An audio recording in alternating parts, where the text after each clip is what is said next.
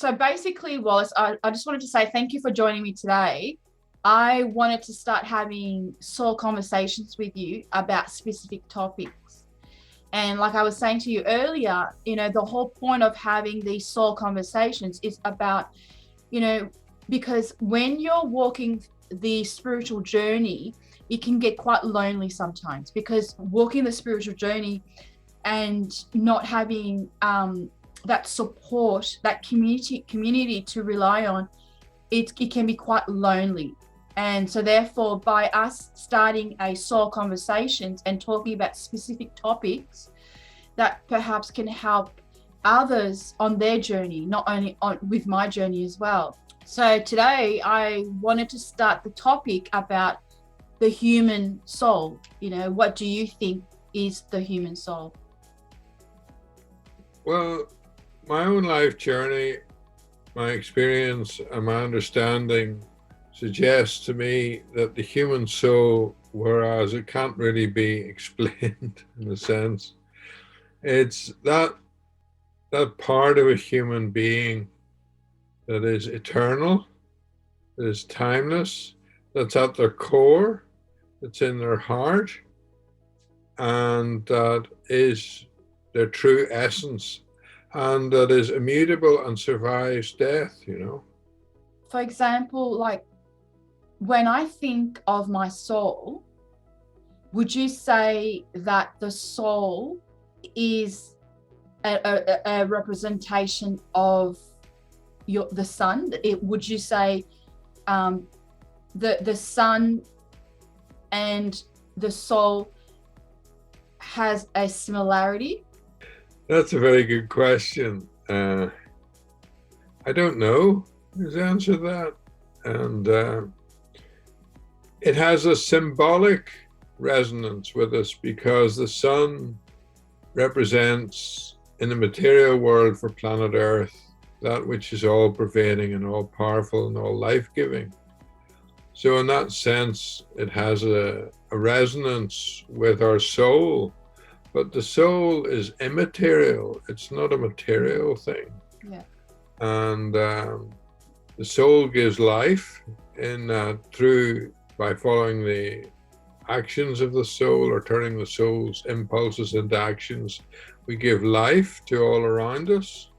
So that's the sense in which the sun is a symbolic representation of the soul, but the soul really cannot be conceived in material terms. It has to be experienced in immaterial terms by the way we live our life. Yes. My idea of how I think about the soul is that if it gets incarnated as the fullness of that soul, and the reason why I said about the sun is that it's too powerful to go through the human body. So would you say some aspect of the soul gets incarnated in the physical world, in the body? Does that make sense?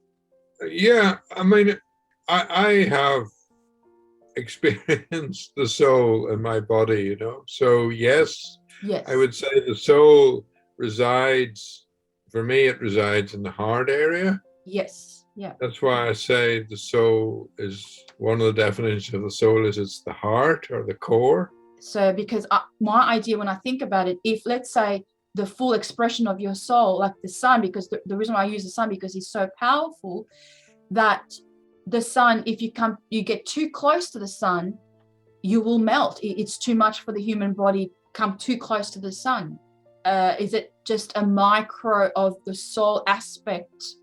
That essence is in, maybe it's a level of consciousness, perhaps. Instead of thinking about the soul, the sun, maybe thinking of it from a level of consciousness. Would that help a bit? It contains all that we are that survives death, right? Yes. And all that we are in life too, except for the material. So all that we are that's immaterial in life and death is the soul. When the human body dies, that essence leaves the body, and I've had experience of this, and goes back to the universal.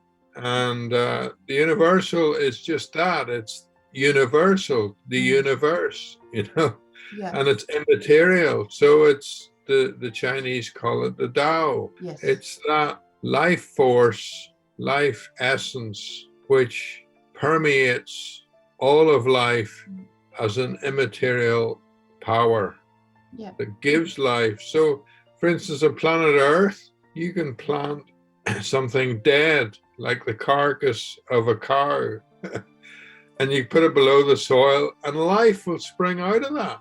Mm. Like, that's phenomenal, isn't it? It is very You phenomenal. plant something dead on the planet Earth in the soil, and life springs out of it. That's the soul at work. Mm. Because the soul not only in the human being, but the soul in all life. Animals have a soul, trees have a soul. Everything that's living as an entity has a soul, and that's the essence of what that thing is. When did you discover your soul? When did you come to terms with having that relationship, when you awaken of that deeper part of you, that deeper essence of you? Well, my soul first communicated with me when I'd spent 2.5 years very distressed, suffering from depression and schizophrenia. And when I reached out for help, and I said to what I didn't know, guide me or help me in this situation. I've been lying on the couch for 2.5 years, basically unable to function. And this communication started, and this different energy came into me, away, different from my suicidal thoughts. And that energy was coming from the soul, and it guided me how to heal myself. So I progressed by listening to my soul communicate with me through my inner guidance. I was able to progress my life over a number of years to heal myself, first of the depression and then of the worst effects of the schizophrenia. So the soul is an integrating, healing power in any life form, any life form. And it's what holds that life form in that particular form. A flower has a different form from a human being. Why? Because it has a different essence or soul. That would be my feeling about it. And for me, my understanding of the soul, it doesn't have a religion. So, so therefore, if someone was to listen and thinking, but do I need to follow a certain religion in order for me to get access or be connected to that essence? No, the soul is, it doesn't have a material form, so how can it have a religion, which is a material representation of the divine? The soul, people try and understand the soul. The soul can't be understood.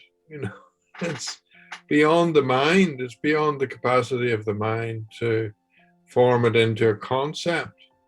You can try, and religions try and they codify these things.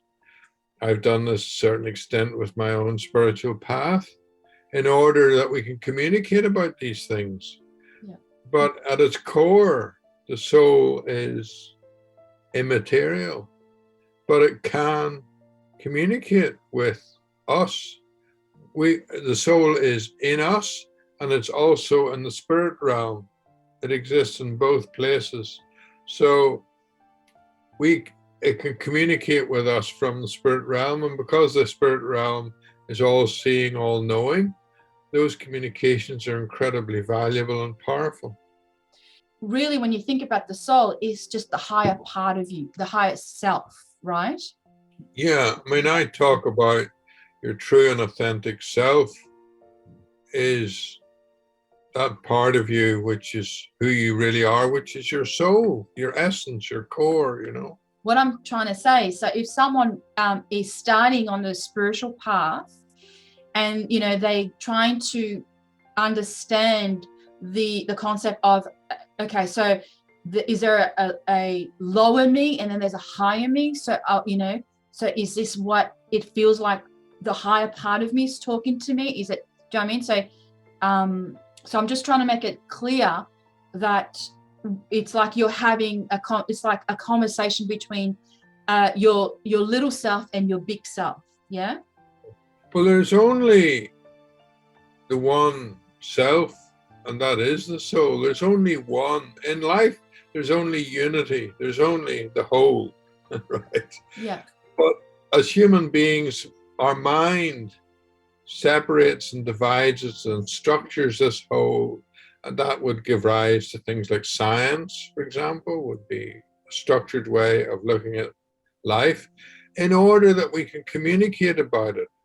Life is like that. Life just is, it's one, it actually goes by in the blink of an eye, because if you live in the present moment, that's the experience. Life is just so immediate.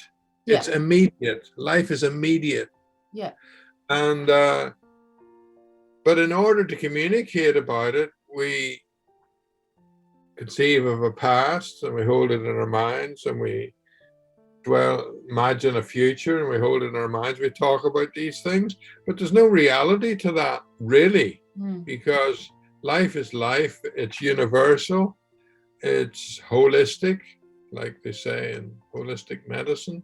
So life has these two aspects. It has the aspect that is universal, that we're all part of as one consciousness. Like there aren't 9 billion consciousnesses on Earth. There's one consciousness. There's one Earth. There's one universe. But in order for us to communicate with each other and to enjoy our life, we divide it all up into these separate experiences from supposedly separate human beings, but they're not separate at all. So by having a connection with the universal aspect of life at the one end of our consciousness, and then bringing it down into our practical life, then our practical life can be informed by our universal awareness, and then our practical life gets a lot easier, and we have peace of mind and harmony in our life, because that's the nature of the soul. And that's why I having these soul conversations with you and talking about these specific topics is to really trying to reconnect with our own essence. And when we learn to reconnect with our own essence, then we are able to really trust our lives and really trust that we are being guided. Do you know what I mean? And because what happens is when we, like you said, in our conversations earlier, that suffering is actually from the mind, and so therefore when we come from that place of suffering, we're coming from our mind center, from our mind. Therefore it's really hard to trust, and so therefore by us doing these soul conversations is to start learning to go, okay, hang on a minute, there's another part of me, a higher part of me, that is trying to lead me back to health, to well-being, to make better decisions in my life. I don't have to be afraid to make decisions. So, and this is why I'm really excited where we're going to go with this, because, it's about reconnecting, having a better relationship with yourself. The fundamental relationship in life is with ourselves. That's the most important relationship we can have. Yeah. But how many people know themselves? I mean, the first video on my own spiritual teacher website is about this question, who am I?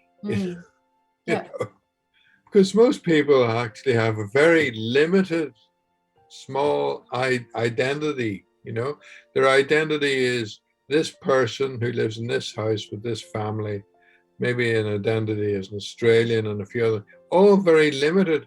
The reality is that human beings have this vast universal identity and intelligence that goes with it, that can animate their entire life and all their separate identities to make them work better, because it's all seeing, all knowing, But I think because we've been conditioned, we've been taught to, this is the reality. You know, we've been taught that, you know, we are a human first. So, you know, we only focus on the soul on Sunday when we go to church.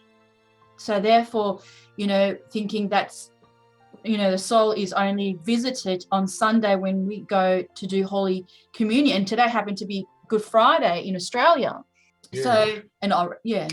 Well, that's a classic example of the mind putting a structure. Exactly, correct. Something which is without structure and universal. So the mind says, okay, the soul is important in our lives. So it's going to be important on a Sunday morning from 10 o'clock to 11 o'clock. We're going to talk about it. And the rest of the time, it won't really feature, and we'll get on with our lives. And there's a complete disconnect then from our everyday life and exactly our soul experience, which is always there for us 24/7 and can inform our life of whatever it is that we need to know. And this is why I'm really excited about our soul conversations, and what we're trying to do is bringing the awareness and bringing awareness to people that, you know, it's about having that better relationship with the essence of your soul. So, and so I'm really excited to see many more videos to do together. And so on that note, I wanted to thank you for your time. And so to talk about our soul and how our soul is really there to guide us in order for us to enjoy life. You know, it's all about reconnecting with yourself so then you can find joy again. Because I know for myself is that, you know, in the past, I've been so fixed on my own problem, where our history are very similar, you and I, Wallace, of our, you know, health history. And that when you live from that place of fear, it's very hard to make healthy decisions. And it's also hard for you to really connect with your soul, because, you know, it's something that is far-fetched.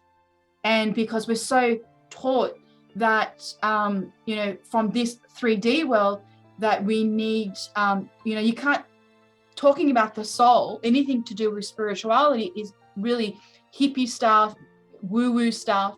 So, you know, it doesn't look as a avenue to really go, okay, that could be a healing place I can go, you know? Yeah, life is to be understood as the particular and the universal. That's the way to understand it. Moment, what we're engaged in, this role I have now as a spiritual teacher, you as a participant in my training, we have these roles, we're in this conversation, that's the particular.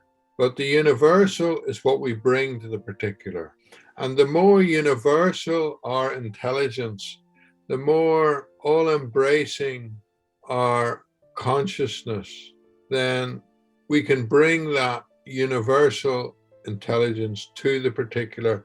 What is the value of that? We see the connections, we see the interrelationships, we see life as a connected whole, and we are able to relate to it and communicate about it as a connected whole. What's the value of that? Suddenly, conflicts disappear. Why? Because your viewpoint may be different from mine, yes, but there's a connected space between us that includes your viewpoint and it includes my viewpoint, and harmony reigns. Why? Because I have that soul awareness, and I'm bringing it to this conflict situation. Beautiful. Does that make sense? Oh, that beautiful, well said. And that's the whole point of this work, is bringing that soul awareness, so that when you're coming from that soul awareness, then you are able to appreciate the person you have, the relationship you have in your marriage, in your, you know, in everyday situations, because you're actually seeing things differently and you're not being reactive rather than you're responding. So for now, I just want to say thank you, and I wish you well, and I'll see you next time. Great, thank you. Thank you, bye.